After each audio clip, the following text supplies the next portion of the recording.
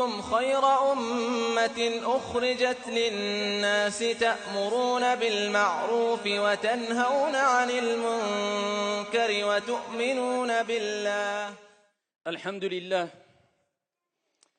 qui n'a jamais été provoqué, qui n'a jamais été jalousé, qui n'a jamais ressenti cette injustice, la méchanceté des gens, qui n'a jamais vécu cela parmi nous. Ça nous est toutes et tous au moins arrivé une fois dans notre vie, et bien sûr plus qu'une fois. Malheureusement aujourd'hui, la méchanceté, l'injustice, la jalousie, la calomnie, le mensonge s'est répandu à une allure folle jusqu'à ce que des personnes ne savent plus comment réagir. On me fait du mal, que dois-je faire? Répondre au mal par le mal, me taire et supporter, mais quelquefois ça ne fait qu'empirer le mal, ou bien invoquer Allah subhanahu wa ta'ala, notre Seigneur, contre celui qui m'a fait du mal, ou en sa faveur. Que faire quand on veut me faire du mal? Que faire face à la méchanceté des gens? Eh bien, à ce moment-là, il est important pour le croyant, pour le musulman, de revenir vers notre référence, Ar-Rahmatul Muhda, celui qui a su comment réagir de la manière qu'il faut, au moment qu'il faut, alors que des gens ont agi avec méchanceté, avec injustice, ont voulu le tuer, l'ont dénigré, l'ont touché dans sa notoriété, dans son intégrité, dans son honneur, l'ont accusé injustement, l'ont calomnié, l'ont jalousé. Comment a-t-il réagi? لَقَدْ كَانَ لَكُمْ فِي رَسُولِ اللَّهِ أُسْوَةٌ حَسَنَةٌ. Notre Seigneur nous dit, vous avez certes dans le messager de Dieu un excellent exemple. Eh bien, revenons vers ce qu'a dit aussi notre Seigneur, tabaraka wa ta'ala, afin de nous informer comment on doit réagir face à ces injustices, face à ces méchancetés. Et aussi, ces versets coraniques nous permettront aussi d'éviter d'être ici du côté des méchants aussi. Parce que quelquefois, on a l'impression que les gens sont méchants autour de nous, nous veulent du mal, mais on oublie que nous aussi, on peut être les méchants. On peut être les injustices sans s'en rendre compte. Et c'est ce qui est le plus grave. C'est quand on commet une injustice, quand on commet un mal, et on ne se rend même pas compte de notre mal, de notre injustice, en pensant peut-être et en prétendant quelquefois malheureusement être sur le bien, et que c'est les gens en face de nous qui sont sur le mal. C'est un problème souvent d'ego. On a envie d'avoir raison. On n'accepte pas le fait de reconnaître nos torts et nos erreurs. Ayyuhal musalloun. Il faut savoir que exprimer sa méchanceté, sa colère, c'est assez facile. Et le fait de patienter, de contenir sa colère, de ne pas répondre au mal par le mal, plus que cela, de répondre au mal par ce qu'il y a de meilleur, par le bien, c'est quelque chose de très difficile. Et ça demande une force énorme. Pas une force physique, mais une force de foi, une force d'esprit, une force au point de vue du moral, une endurance, une patience, une confiance en Dieu et une croyance ferme quant à ce qu'a dit notre Seigneur et ce qu'a annoncé notre Seigneur comme félicité et comme réussite pour celles et ceux qui vont répondre au mal par ce qu'il y a de meilleur. Le fort, c'est celui-là, c'est celui qui contient sa colère. C'est pour ça que le prophète sallallahu alayhi wa sallam nous dit dans le hadith rapporté par Ibn Hibban bisanadin Hassan, avec une bonne chaîne de transmission, il dit un hadith magnifique. Il dit Laysa ash-shadidu man ghalab. Le fort n'est pas celui qui va prendre le dessus.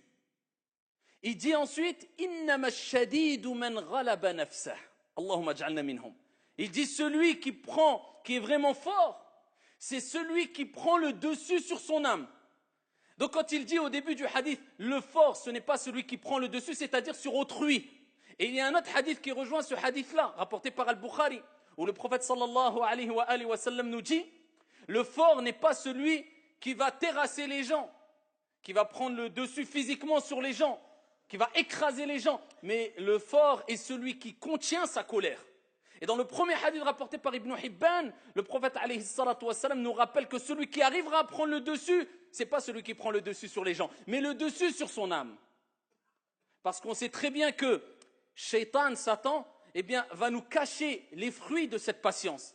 Parce que cette patience-là, cette endurance, apporte des fruits sucrés, apporte des résultats mielleux, ici-bas et dans le delà. Donc Shaitan va te les couvrir, afin que tu ne t'en rendes pas compte, que tu ne prennes pas conscience de ces résultats positifs. Donc toi, quand on va te faire du mal, eh bien, Shaitan va te faire oublier la récompense de celui qui patiente. Parce que l'être humain a envie de voir la récompense tout de suite. Donc c'est quelque chose de caché. Donc il va te pousser à te venger pour avoir un résultat rapide. Et le fait de patienter afin d'avoir le résultat plus tard, ici-bas et dans le delà, ça demande de la force et de l'endurance. C'est pas donné à tout le monde. Et plus l'effort est grand, de manière générale, plus l'endurance est grande, de manière générale, et plus tu vas apprécier le résultat. Et cela va t'apporter un repos. Comme, à titre d'exemple, celui qui voyage 2 heures, quand il arrivera à destination chez lui, il ne va pas goûter au repos et sentir et apprécier le repos. Al-istiraha, ce moment de repos, comme celui qui a voyagé enduré pendant 4 jours. Plus tu as fourni des efforts et patienté, et plus le repos, tu l'apprécieras. Eh bien, ce repos que tu gagneras après avoir patienté quand on veut te faire du mal, en répondant au mal parce qu'il y a de meilleur, sera un repos de l'âme. Pourquoi? Parce que tu auras réussi à prendre le dessus sur ton âme. Et plus tu prends le dessus sur ton âme, parce que l'âme est souvent instigatrice au mal, et cette âme-là vit avec toi de jour comme de nuit, plus tu ici réussiras à éduquer ton âme et prendre le dessus sur ton âme, comme le prophète alayhi salatu wassalam a dit, et a appelé celui qui le fait le fort, et plus ton âme goûtera à sakina, la sérénité, le repos. Et regardez la personne qui ne répond pas au mal par le mal. On l'insulte, il patiente et il endure, et il n'a pas répondu au mal par le mal. Quand la situation finit, wallah, il se sent fort. Et il se sent, alhamdulillah, quelque part fier de lui. Contrairement à celui qui s'est défoulé, ensuite, qu'est-ce qu'il fait? Il regrette. Al-ajalatu min ash-shaytan. Car la précipitation, et surtout quand on se précipite afin d'avoir un résultat, ça vient de shaitan en général. Voilà pourquoi Allah subhanahu wa ta'ala nous a rappelé beaucoup de bienfaits quant au fait de patienter face aux préjudices des autres et à l'injustice des autres. Et nous a rappelé ici le mérite que va récolter celui qui a patienté, pas que patienté, parce qu'il y a patienté simplement. Mais au-delà de ça, non seulement on te fait du mal, tu ne patientes pas simplement, tu réponds au mal par quelque chose de bien. Allah Jalla wa Ala dit dans le Coran al-Karim, وَلَا تَسْتَوِي الْحَسَنَةُ وَلَا السَّيِّئَةُ. Il nous rappelle, ne réponds pas au mal par le mal. Réponds au mal parce qu'il y a de meilleur. وَلَا تَسْتَوِي الْحَسَنَةُ وَلَا السَّيِّئَةُ. إِدْفَعْ بِالَّتِي هِيَ أَحْسَنُ.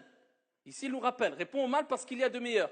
فَإِذَا الَّذِي بَيْنَكَ وَبَيْنَهُ عَدَاوَةٌ كَأَنَّهُ وَلِيٌّ حَمِيمٌ.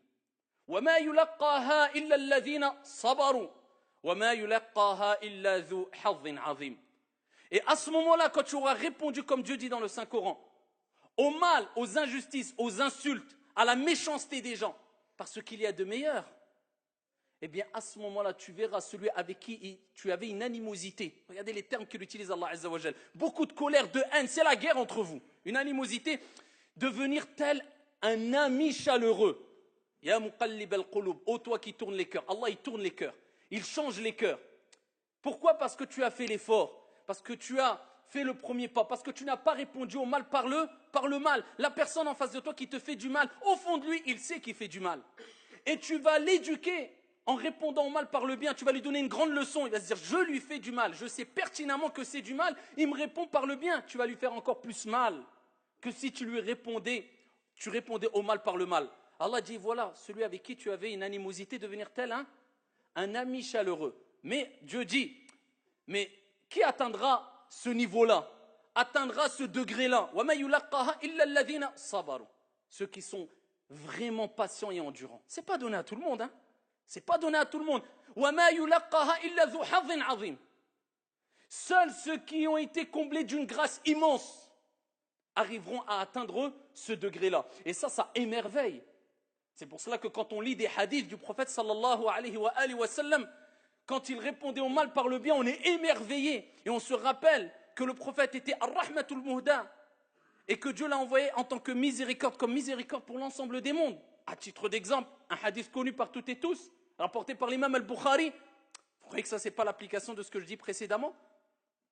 Le prophète sallallahu alayhi wa sallam, lorsqu'il était en voyage et il s'est assoupi sous un arbre et il a accroché son épée sur l'arbre, et qu'il y a une personne qui lui voulait du mal, s'est approchée de lui, lorsque cette personne qui lui voulait du mal s'est approchée de lui, et qu'il a saisi cette épée et l'a brandie face au prophète sallallahu alayhi wa sallam, et que le prophète alayhi salatu wa sallam s'est réveillé brusquement, cet homme-là a dit au prophète alayhi salatu wassalam, et qui te sauvera maintenant? Ça, il voulait le tuer, en finir avec lui. Il n'aimait pas, il détestait le prophète alayhi salatu wassalam. En face du prophète, il y avait al-maut, la mort. Qui te sauvera maintenant? Le prophète alayhi salatu wassalam, c'est un prophète qui reçoit des miracles, c'est un envoyé qui a un degré de certitude qu'aucun d'entre nous, même réunis, ne pourrait avoir. Il dit Allah, mon Seigneur, Dieu. L'épée est tombée, le prophète a saisi l'épée et l'a pointée vers lui et il lui a dit, et qui te sauvera maintenant? Il dit, ô messager, ô Mohammed. Il n'était pas croyant. Il ne croyait pas en Dieu et au prophète Mohammed alayhi salatu wassalam. Il dit, ô Mohammed, sois meilleur preneur. Le prophète alayhi salatu wassalam discute avec lui, lui dit une condition. Est-ce que tu attestes qu'il n'y a de Dieu qu'un Dieu unique et que je suis l'envoyé de Dieu? Il dit non. Il dit non. Est-ce que le prophète a dit donc je te tue? Non. L'autre, il a été honnête. En face de lui, il a été honnête. Il a dit non, je n'atteste pas qu'il n'y a qu'un Dieu unique et que tu es le messager de Dieu. Il dit par contre, je m'engage à ne jamais te combattre et à ici accompagner une armée qui te combattra. Je m'engage à cela. Le prophète, il lui a dit pars en paix. C'est bon, tu peux partir. Il est parti alors qu'il voulait tuer le prophète Mohammed alayhi salatu wassalam, avec cette leçon qui est cet homme a répondu au mal, à la mort, par le bien en me laissant libre vers son peuple et il dit Ji'tukum min indi khayrin nas, Mohammed ibn Abdillah alayhi salatu wassalam. Il va voir les gens de son peuple et dit je viens de chez la meilleure des personnes, le meilleur des gens alayhi salatu wassalam. Dans un autre hadith rapporté par l'imam Ahmad, bisanadin Hassan, Abu Bakr as-Siddiq radiyallahu anhu wa arda. Et là, regardez les fruits de celui qui répond au mal par le bien. Ce n'est pas donné à tout le monde, mais les fruits sont mielleux, les fruits sont sucrés. Et tu les récolteras, incha'Allah, et tu goûteras au repos et à l'apaisement de l'âme. Ce n'est pas donné à tout le monde. Mais en prenant conscience de ces hadiths-là, de ces versets, de ces paroles divines et prophétiques, cela va te motiver, te pousser à le faire. Abu Bakr était en présence du prophète alayhi salatu wassalam. Et en face d'Abu Bakr, il y avait des gens qui insultaient Abu Bakr as-Siddiq radiyallahu anhu warda. Ils l'insultaient. Le prophète ne cessait de sourire. Plus les gens l'insultaient et plus Abu Bakr patientait et plus le prophète ne cessait de sourire et continuait à sourire et à montrer sa joie. Abu Bakr n'a pas supporté à un moment et a répondu à certaines insultes. Le prophète alayhi salatu wassalam s'est mis en colère, s'est levé et est parti. Abu Bakr est parti vers le prophète. Il dit Ya Rasulallah, tu étais auprès de moi, tu souriais.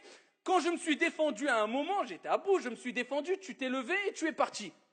Il dit car quand tu ne répondais pas, lorsque tu patientais, lorsque tu endurais face à ces insultes, il y avait un ange qui était présent et qui ne cessait de leur répondre et cela me réjouissait. Et lorsque tu leur as répondu, Shaitan, Satan a pris place et il ne me convient pas d'être présent assis avec le diable. Et il dit Ya Aba Bakr, il lui donne une recommandation en or. Il dit Ya Aba Bakr, il n'y a aucune personne qui ne patiente face à une injustice sans que Dieu lui-même, subhanahu wa ta'ala, ne venge cette personne de cette injustice. Ne t'inquiète pas, on te fait une injustice, tu patientes, tu endures, Dieu te vengera de cette injustice. Entre toi et cette injuste, et cette personne mauvaise, et cette personne méchante, eh bien, il y aura Dieu qui va s'interposer. Ça, c'est les recommandations du prophète, alayhi salatu wassalam. Et pour continuer à nous pousser à répondre au mal parce qu'il y a de meilleurs, continuez à méditer quant à la vie du prophète, alayhi salatu wassalam, et à ce que nous a donné comme héritage le prophète, alayhi salatu wassalam. Ces paroles, le prophète, sallallahu alayhi wa sallam, fi sahih, nous dit المؤمن الذي يخالط الناس ويصبر على أذاهم خير من المؤمن الذي لا يخالط الناس ولا يصبر على أذاهم. Le prophète le dit clairement, le croyant qui se mélange aux gens, regardez encore le côté sociable, la sociabilité avec laquelle doit vivre le croyant qui se mélange aux gens, الناس, est patiente quant à leurs préjudices, est patiente. Parce qu'il y a des gens, quelquefois, qui disent « Moi, je préfère m'isoler, je ne vois personne, les gens sont méchants, comme si lui était parfait. » Al-kamalu lillah. Peut-être c'est toi qui es mauvais, peut-être c'est toi qui manques de sociabilité, peut-être que... Et de toute manière, tu ne feras pas partie des meilleures personnes. Soit, quelquefois, il est meilleur de s'isoler. Et le prophète le faisait quelquefois. Mais ce n'est pas de s'isoler à tel point où on se coupe complètement de toute société et on s'éloigne de toute personne prétendant qu'eux sont mauvais, nous on est bons. Le prophète dit « Les croyants qui se mélangent aux gens et qui patientent quant à leur préjudice, ou face à leurs préjudices et leurs méfaits est meilleur que le croyant qui ne se mélange pas aux gens et qui ne patiente pas face aux préjudices des autres. Et Allah tabaraka wa ta'ala, notre Seigneur, il nous rappelle que ceux qui patientent, ceux qui endurent, quand ils sont particulièrement en colère et qui refoulent leur colère, eh bien, ont atteint le degré le plus haut en islam, al-ihsan. Car il y a al-islam, al-iman, al-ihsan.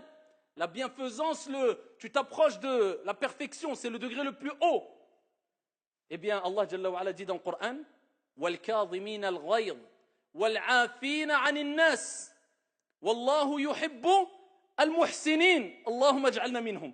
Il dit, et ceux qui refoulent leur colère, leur rage, tu es en colère, il contient sa colère, il la refoule. وَالْكَاظِمِينَ الْغَيْظِ وَالْعَافِينَ عَنِ النَّاسِ. Et ceux qui pardonnent aux gens, sont connus pour être pardonneurs et pardonnent aux gens. Wallahu yuhibbul muhsinin. Et Allah aime bien al-muhsinin, ceux qui ont atteint ce degré le plus haut en islam, ceux qui ont écrasé leur âme instigatrice au mal, qui ont pris le dessus, comme le prophète a dit, le fort est celui man ghalaba nafsa, qui a pris le dessus sur son âme, qui pardonne aux gens. Dieu aime les bienfaisants. Il les a appelés les bienfaisants, ceux qui pardonnent à autrui.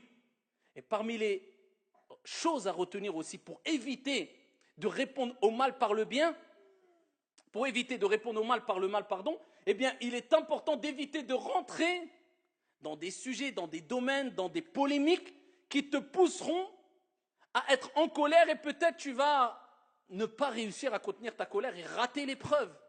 C'est pour cela qu'une recommandation que nous a donnée le prophète alayhi salatu wassalam, qui doit être prise en considération de jour comme de nuit par toutes et tous, c'est le hadith rapporté par Abu Daoud, bisanadin sahih, où le prophète sallallahu alayhi wa sallam nous dit, et c'est comme si il nous rappelait, mieux vaut prévenir que guérir. Parce que quand on est dans le feu de l'action, c'est autre chose. Mais avant d'arriver là, tu peux éviter cela. Les conflits, les querelles, les disputes, il dit celui qui délaisse la polémique. Celui qui délaisse la polémique, toute forme de polémique stérile. Quelqu'un te dit c'est blanc, toi tu as le droit d'argumenter en disant non, c'est noir parce que. Il continue, non c'est blanc, arrête-toi, khlas. Mon but c'est de dire voilà ce que je pense et tu as le droit et tu dois le dire, avoir cet esprit critique et avoir ton avis. Mais quand lui il persiste, pourquoi tu continues 6 heures alors que l'histoire peut s'arrêter en 4 secondes, 5 secondes? Il t'a dit ça, il a argumenté. Tu as dit, tu as argumenté. Toi, ce qui t'importe, ce n'est pas d'avoir raison, c'est de chercher qui a raison. Ça, c'est deux choses complètement différentes. Mais pour chercher à savoir qui a raison et ne pas vouloir avoir raison, il faut avoir atteint un degré où tu as quand même pris le dessus sur ton âme. Parce qu'on est face à notre ego et ce qui nous pousse souvent à vouloir avoir raison, malheureusement. Même quand on sait au fond de nous qu'on a tort. Donc ici, le prophète dit celui qui délaisse la polémique, même s'il a raison. Pour nous motiver et nous récompenser à travers notre effort, même si tu as raison. Il dit, je lui promets, je lui garantis une maison à la périphérie du paradis. Même si tu as raison, tu délaisses pour satisfaire ton Seigneur tabaraka wa ta'ala. Et il dit, dans le même hadith, continuons le hadith, il dit, et celui qui délaisse le mensonge, même pour rire, je lui promets une demeure au milieu du paradis. Et celui qui améliore son comportement, regardez, c'est encore plus important que ce que j'ai cité précédemment. Celui qui améliore son comportement, il fait une autocritique, j'ai ça comme défaut, j'ai ceci, cela. J'améliore mon comportement, je lui promets, garantis une maison au plus haut du paradis. Al-Firdaus, le degré le plus haut du paradis. Voilà pourquoi il est important de retenir, ayyuha al-akhyar, qu'il est bon de pardonner à autrui. Il est bon d'agir avec pardon. Il est bon de répondre au mal par le bien. Et pardonner, ça ne veut pas dire pardonner à tout le monde. Toi, tu pardonnes et c'est ton comportement de base, mais tu pardonnes sous condition.